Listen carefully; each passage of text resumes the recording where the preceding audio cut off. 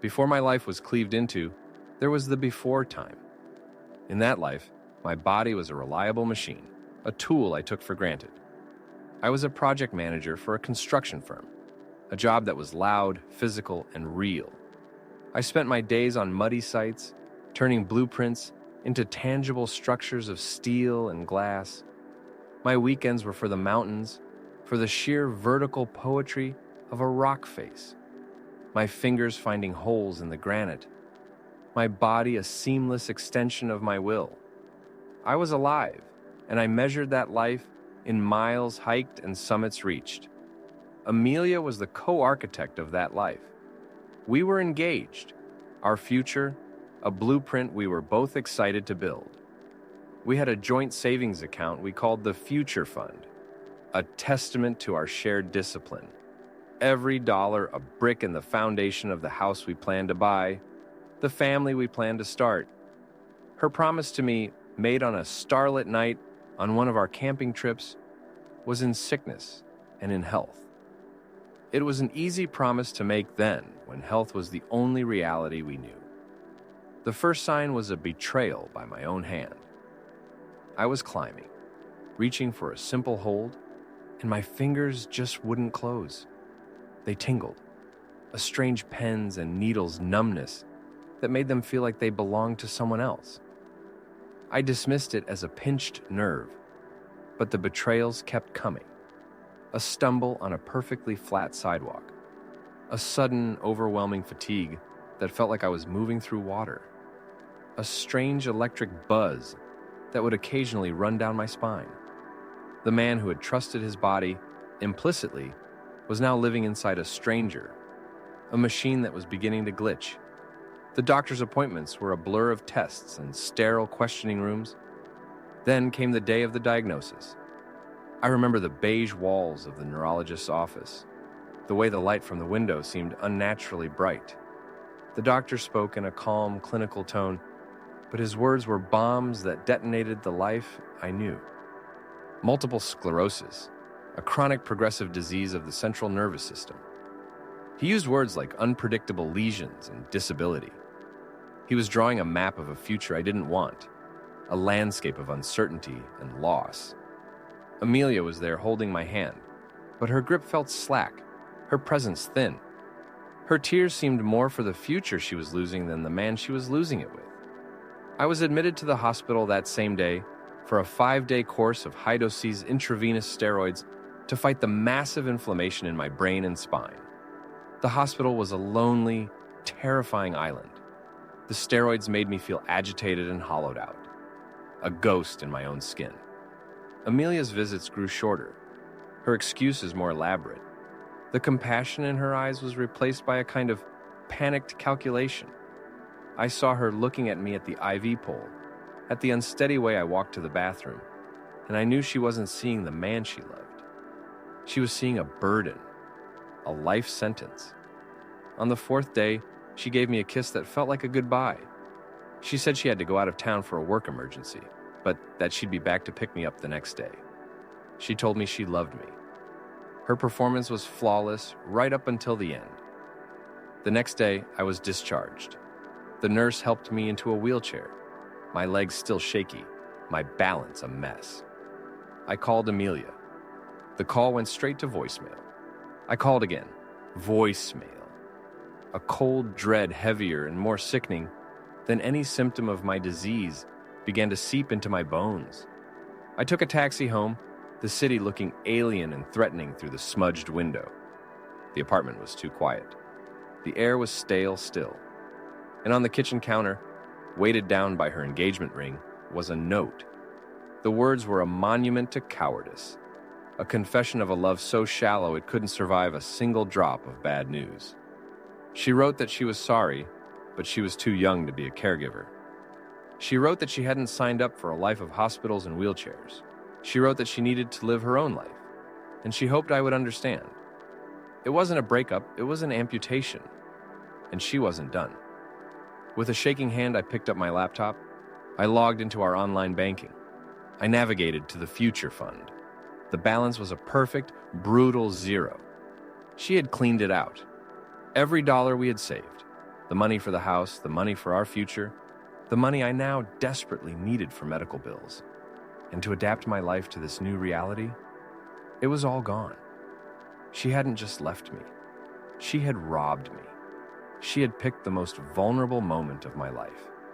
The day I was literally knocked off my feet by a devastating diagnosis. And she had kicked me.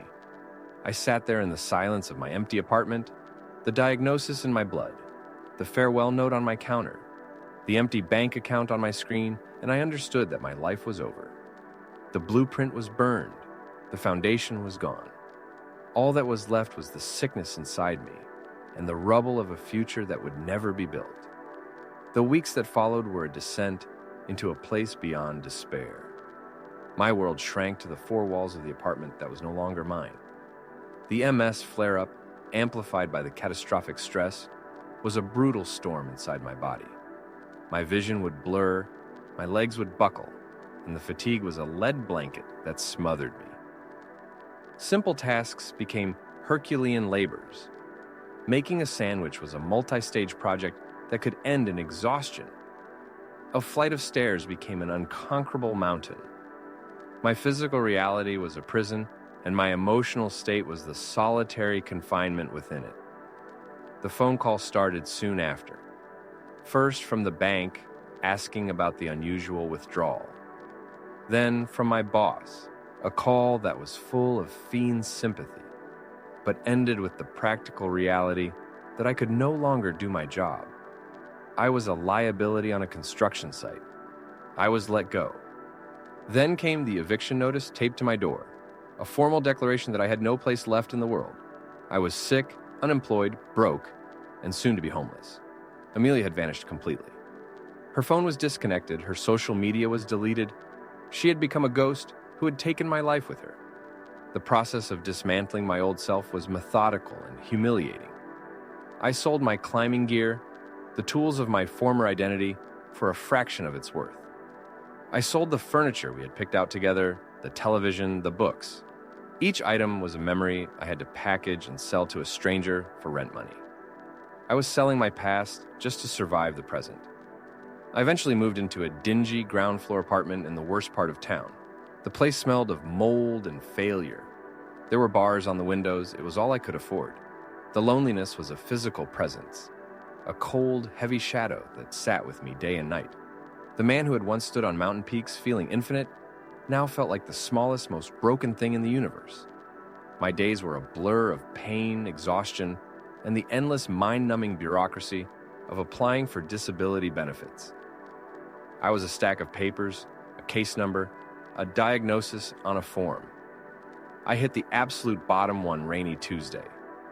I had dropped a carton of milk, my numb fingers simply letting go. I tried to clean it up, but my legs gave out and I fell onto the cheap linoleum floor, right into the puddle of milk. And I couldn't get up. My body refused to obey.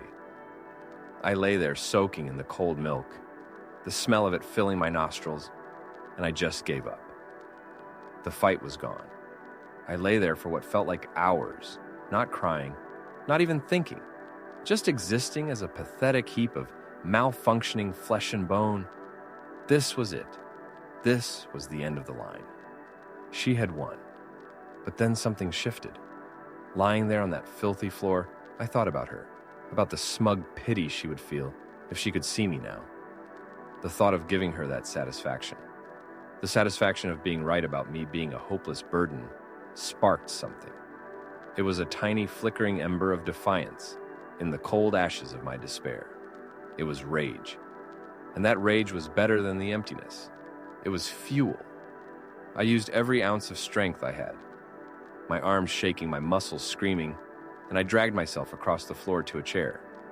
It took me 20 minutes, but I pulled myself up. I stood there dripping with milk, shaking with exertion and fury, and I made a new promise, not to a woman, but to myself. I would not let her be the author of the end of my story. The next day, I made a phone call.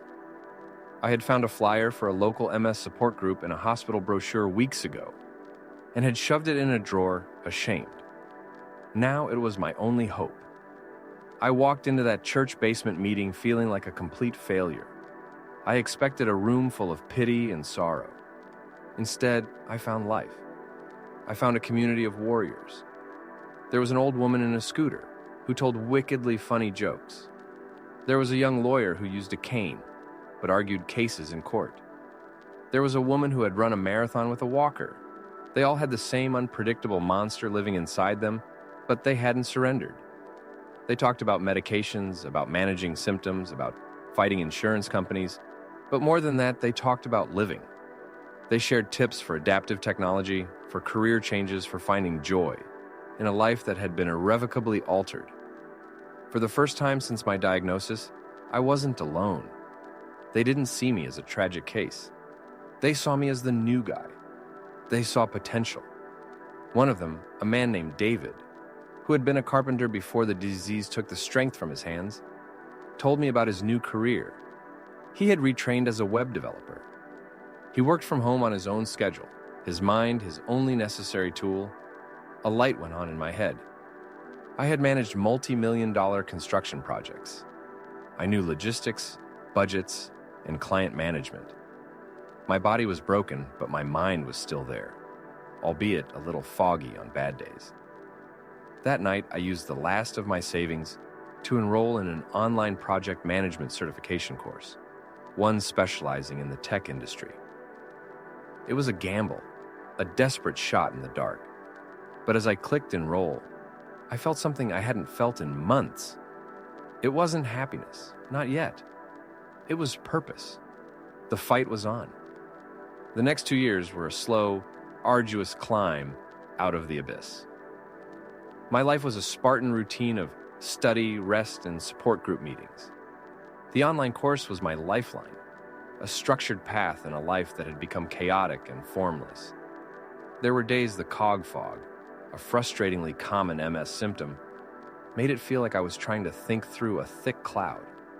My memory would fail. My focus would wander. But I would remember lying on that milk-soaked floor, and the rage would return, sharpening my resolve.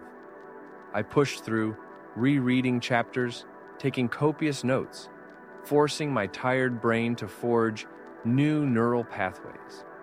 The support group was my bedrock.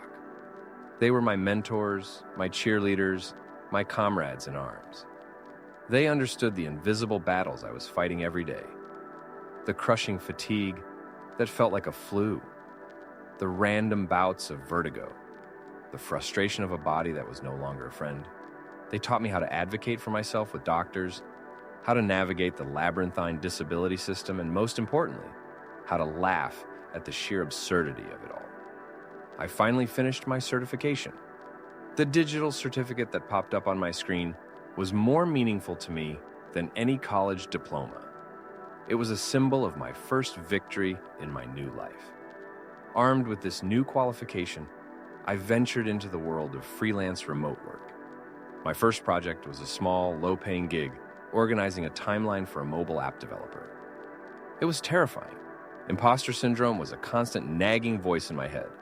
But my years of managing complex construction sites had given me a deep instinctual understanding of logistics. I broke the project down, created a clear workflow, and delivered it ahead of schedule. The client was thrilled.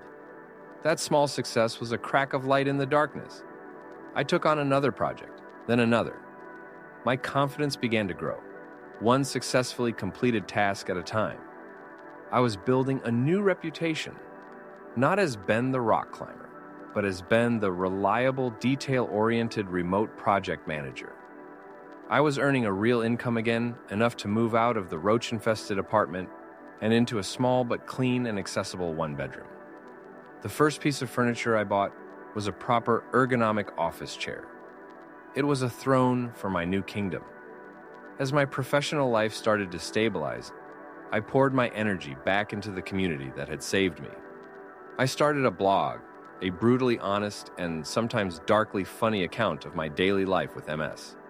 I wrote about the things no one talks about: the indignity of losing bladder control, the secret joy of a handicapped parking spot, the existential dread of waking up and not knowing if your legs will work. The blog struck a nerve. I started getting emails from people all over the world, newly diagnosed and terrified, who said my words made them feel less alone. I had found my voice. I was no longer just a victim of a disease. I was becoming an advocate, a translator for the difficult language of chronic illness. It was through this advocacy work that I met Lena. She was a physical therapist who ran an adaptive exercise program for people with neurological conditions. She invited me to speak to her group. I was immediately struck by her. She had a calm, powerful presence, and she treated her clients not as patients to be fixed, but as athletes training for a different kind of event. There was no pity in her eyes, only a fierce, practical compassion. Our relationship began as a professional collaboration and slowly, cautiously blossomed into something more. She was the first person I truly let in since Amelia. The prospect was terrifying. I was damaged goods, a man with a broken body and a shattered trust.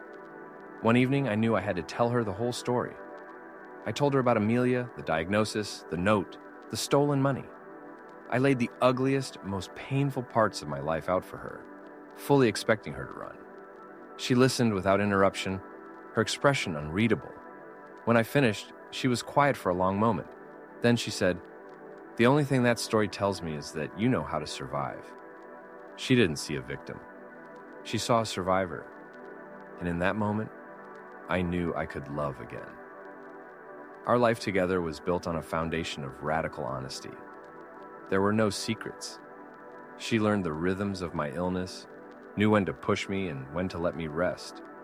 She celebrated my victories, like landing a major long-term client, and she was there for my defeats, like the days I couldn't get out of bed. She loved me, not in spite of my MS, but with it. It was simply a part of the man she had chosen. We turned my blog into a nonprofit foundation, the MS Collective, an online resource hub for the newly diagnosed. We created guides, hosted forums, and advocated for better disability rights. My life had a purpose I could never have imagined in my before time. I wasn't building skyscrapers anymore. I was building a community, a lifeline for people who were lost in the same darkness I had once been. The money Amelia had stolen, the Future Fund, had been meant for a house and a family.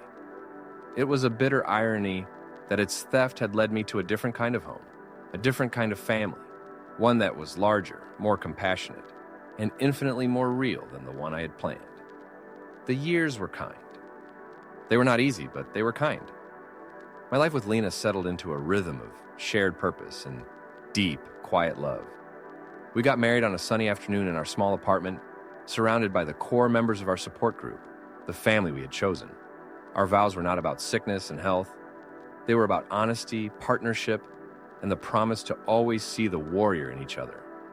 The MS Collective grew into a significant force in the patient advocacy world.